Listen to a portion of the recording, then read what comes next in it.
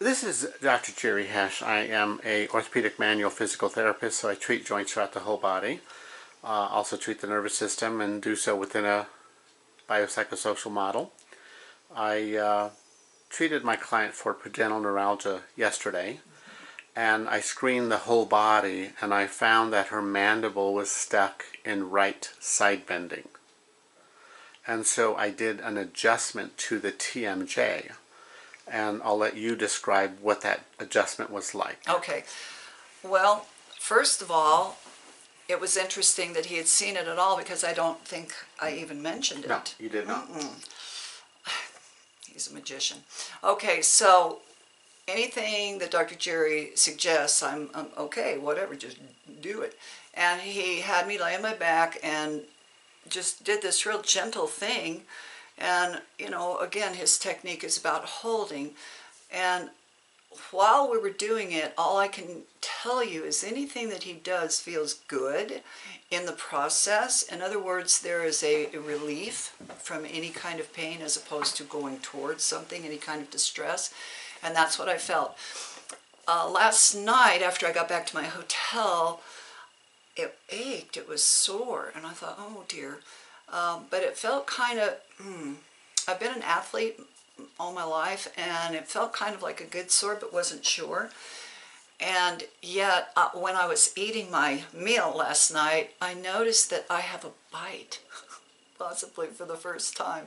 And I've had so much dental work done that that's kind of embarrassing. But this morning I woke up and there's absolutely no residual soreness whatsoever.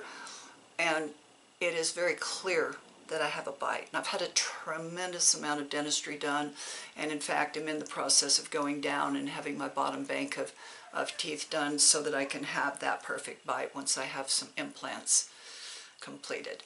But I was worried about it, quite frankly, without the bite being in place, that they're going to fit these teeth going together incorrectly.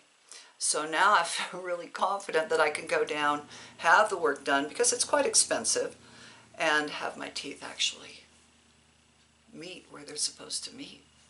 Did you notice anything else? I don't know if I'm imagining things, but I felt like my face looked a little bit different. And I also noticed something.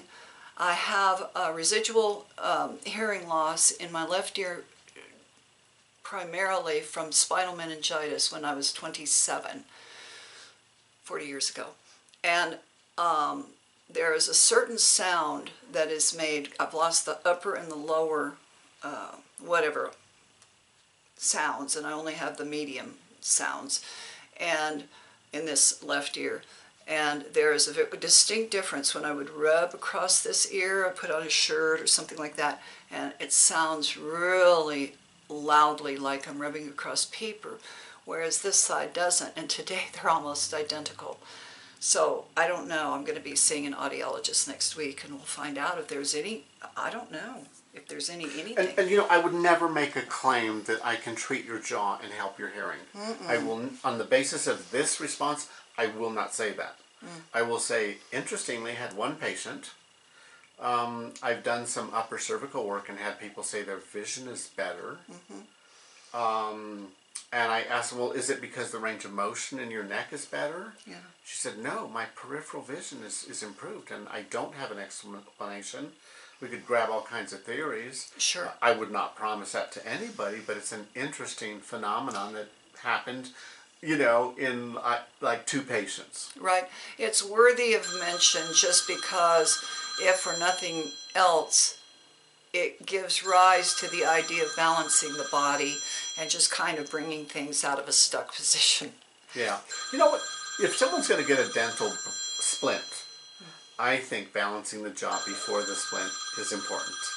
Vital. And I had one made when mine was not balanced, and I finally self-diagnosed my own jaw, and my mandible was off, and I corrected it. And, you know, no wonder that the splint never fit. It would just click and clack around. Well, I wouldn't do any kind of constructive dentistry without having this done. It doesn't make sense. It's so quick, it's so easy. It was 3 minutes. Yes. It was 3 minutes. And you know what? it's lasting. Okay, I will teach you how to replicate what I did, Okay. but I'm here to tell you it should stay that way with, you know, with no effort on your part. That's so exciting. And there's just mythology. People say, oh, it takes so long to change the body. No, it doesn't. If you know what you're doing, you can make quick, lasting change. Wow. So So exciting. anyway, thanks so much. Thank you.